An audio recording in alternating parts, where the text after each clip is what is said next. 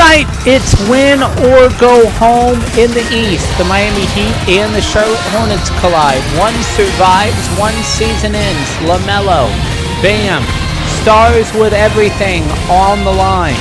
Out west, Portland Trailblazers, Phoenix Suns, Booker, Avaja. One game for control of the playoff path. 2 games, 4 teams, but only 2 move on. This is the NBA Play-In, and this is the Hardwood Report. Greetings from our Temecula studios. I'm Ryder Bullock. Plenty to get to on this first day of the NBA Play-In tournament. But before we get to tonight, I want to take a moment to address what has been a very public few days following the California Republican Party convention. As many of you know, I was present in San Diego as a credentialed journalist. During that time, I asked questions of party leadership regarding transparency and voter data. Questions I believed and still believe were fair and necessary. In the hours that followed, my press credentials were revoked, and a number of claims and characterizations about my conduct began to circulate. Let me be clear. At no point did I engage in any misconduct.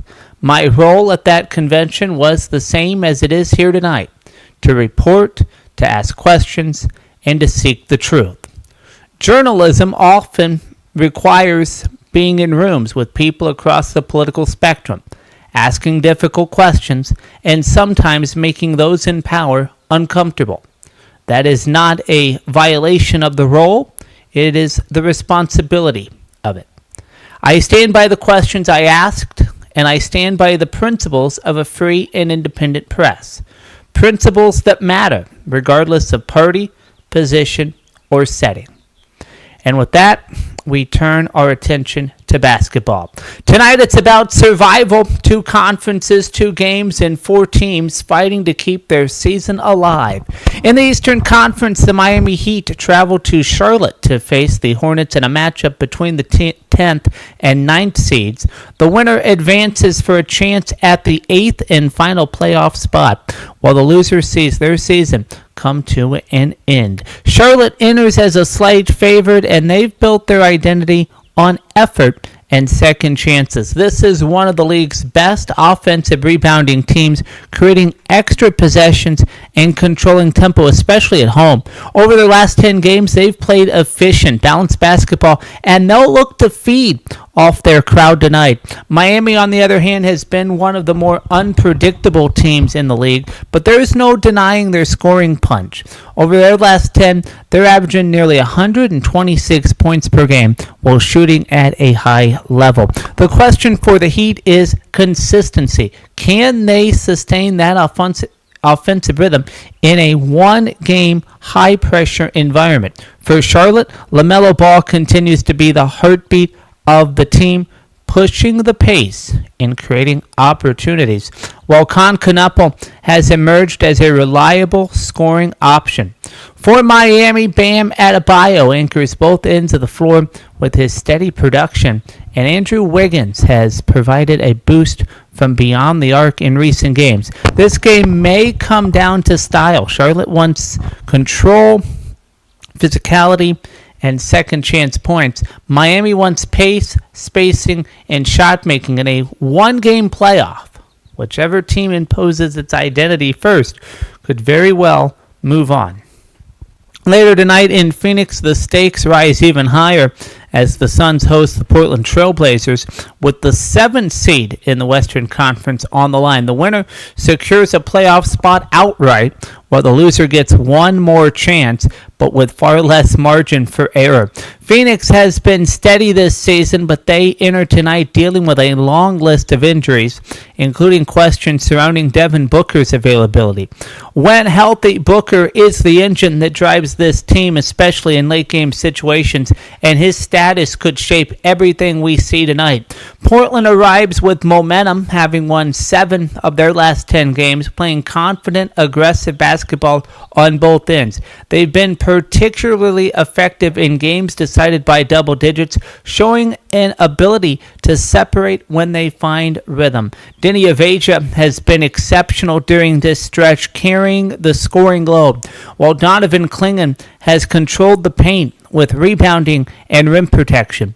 For Phoenix, even beyond Booker, contributions from role players like Royce O'Neal become critical in balancing defensive intensity. You're going to want to maintain that, and this matchup presents a contrast in that mindset. Portland is playing with confidence and momentum, while Phoenix carries the weight of expectation and playoff experience. Sometimes that experience wins out. Other times it's the team playing freer, looser basketball that finds a way.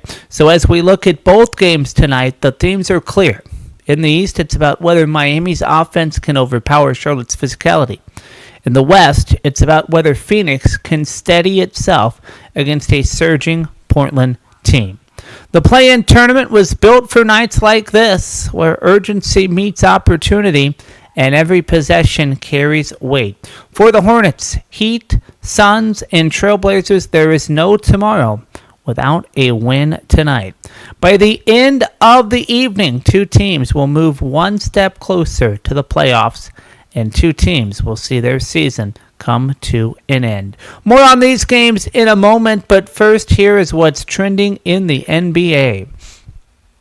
The Golden State Warriors are staring down a win-or-go-home play-in game, but they won't be at full strength. Stephen Curry, the engine of that franchise, will be on a minutes restriction as he continues to battle a knee issue, part of the larger trend for a team that has spent much of the season managing injuries to its veteran core.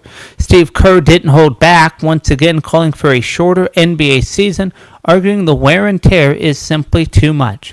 For Golden State, this isn't about style points, it's about survival, and they'll have to find it with a roster that's been patched together more than polished. Off the court, the spotlight shifts to the business of basketball, where Bronny James is making headlines for reasons beyond the hardwood. Nike saw its attempt to trademark Bronny's B9 logo denied by federal officials, citing similarities to an existing brand. It is a reminder that in today's NBA, a player's identity extends far beyond points and assists. It's branding, it's business, and sometimes it's legal battles. Nike now faces a decision: fight the ruling, rework the logo, or negotiate with the competing brand. Either way, it's an early lesson in the complexities of building a global name in a league where the stars are as much corporations as they are competitors. And then there are the Los Angeles Lakers, a team that knows championship expectations don't wait for perfect circumstances. As they open playoff preparation, uncertainty looms large. Luka Doncic and Austin Reeves remain out indefinitely, leaving LeBron James once again at the center of everything. Head coach J.J. Redick made it clear this won't be a one-man operation, emphasizing rebounding and ball security as the keys to the series ahead. But the reality is unavoidable. Without their full complement of playmakers, the margin for error shrinks and every possession becomes magnified. The Lakers aren't easing into the postseason, they're navigating it under pressure, with questions that won't be answered until the ball tips. That's what's trending in the NBA. We now dive deeper into what will happen tonight, and no doubt about it, there is something unmistakably different about basketball in Charlotte these days. Not just the wins, though there are more of them, but the way they arrive, the rhythm, the pace, the unapologetic joy of it all. For years, the Charlotte Hornets were an afterthought, a franchise trapped somewhere between promise and punchline.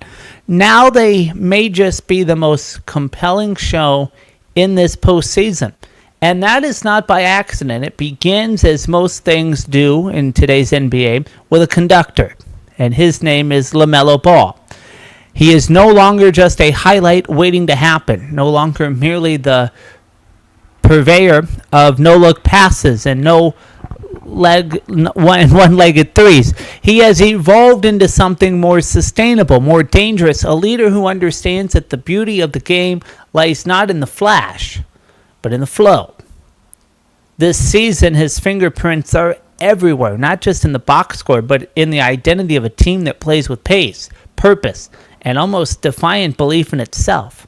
Alongside him, a revelation. Knuppel, a rookie in name only, has given Charlotte something every team quietly covets: balance. His shooting stretches defenses beyond their comfort. His instincts sharpen the offense. And together, he and Ball form a pairing that feels both modern and familiar. Echoes of the past, but built for the present. The numbers tell part of the story. Elite three-point production, efficient scoring. But the real impact is broader than that. Spacing, timing, trust. What makes the Hornets so watchable, though, is not just who they are, but how they play. This is a team that has embraced chaos and turned it into choreography. They run relentlessly. They share the ball willingly. They attack in waves, often overwhelmingly. And it often confuses opponents before the game has a chance to settle into something predictable. Since January, they've paired one of the league's top offenses with a quietly improving defense. Proof that excitement and efficiency need not to be mutually exclusive. And perhaps most importantly, they care. This is a chip on this team's shoulder, born from years of irrelevance, sharpened by a league that long dismissed them. You see it in the way they celebrate. You see it in the way they respond to adversity. You see in the way they refuse to back down, even when tested physically, emotionally, or otherwise. This is not a team content to simply be here. This is a team intent on being felt. Which brings us to tonight. The Miami Heat arrive, as they often do, disciplined, dangerous, and unbothered by circumstance behind Bam Adebayo and a roster that understands the grind of postseason basketball. Miami will attempt to slow this game down, to turn it into something half-court, something deliberate, something uncomfortable for a young Hornets squad still learning how to win when the game tightens. But that is precisely where Charlotte's evaluation will be tested. Did this team evolve? I believe it has over this season. And if it has, are the Hornets going to win? And if they win, do they validate everything they have become? That's still to be determined. But it will not be by abandoning their identity, but by refining it, by pushing the pace without losing control, by trusting Ball to orchestrate, Knuppel to space, and a cast of willing contributors to finish. But turning defensive stops into transition opportunities by making the game faster than Miami wants it to be and freer than Miami can contain. Because when Charlotte plays that way, when the ball is moving, the floor is spread, and the confidence is unmistakable. They are not just effective, they are electric. And in a postseason that so often leans toward tension and grind, the Hornets offer something different, something refreshing, something perhaps necessary. They offer joy. And tonight, if they are true to themselves, that joy may carry them one step closer to something this city has not felt in for a long time. And that's relevance in the games that matter most. And with that, here are tonight's keys to the game. The play-in game in Charlotte is really about control. You got to control the tempo, control the glass. The Hornets want this game fast, loose, and chaotic, where LaMelo Ball can push the pace and create easy offense before Miami's defense gets set. Charlotte's ability to crash the offensive boards is a major factor here. They generate extra possessions, and in one-game scenarios, That's often the difference. This is not a best of 7. This is a one and done, guys. So that's very important here. Miami, on the other hand, wants the exact opposite. They want to slow this thing down, make it a half-court game, and let Bam Adebayo do Bam Adebayo things, which is operate while their defense dictates the terms. If the Heat can limit second-chance points and force Charlotte into a structured game, they've got a real shot. The perimeter shooting is where Miami can flip the script. They rely heavily on the three-point line. We know that. And if they're hitting at a high clip, it neutralizes Charlotte's energy advantage. But if those shots aren't falling, Miami doesn't have enough easy offense to keep up with a Hornets team that can score in spurts and is playing with house money. Charlotte's recent form has been more constant on both ends. And at home, with their ability to generate extra possessions, they have the edge. I think the Hornets dictate the style more than Miami does, and that's why I like the Charlotte Hornets to win this one. Something in the range of 116-108. Out west, the matchup between Portland and Phoenix is a different kind of game. This one is about shot making, spacing, and composure. Both teams shoot the three well, and the numbers are nearly identical. So it becomes a question of who gets better looks and who handles pressure late. Phoenix, when they're right, they operate with more precision, especially if Devin Booker is available and effective. He changes everything for them because he can operate the offense in the mid-range. He can draw attention and open up shooters around him. Without him at full strength, the Suns become much easier to defend. Portland comes in playing better basketball over the last 10 games, and they bring a physical presence inside with Donovan Clingan that can operate problems on the glass.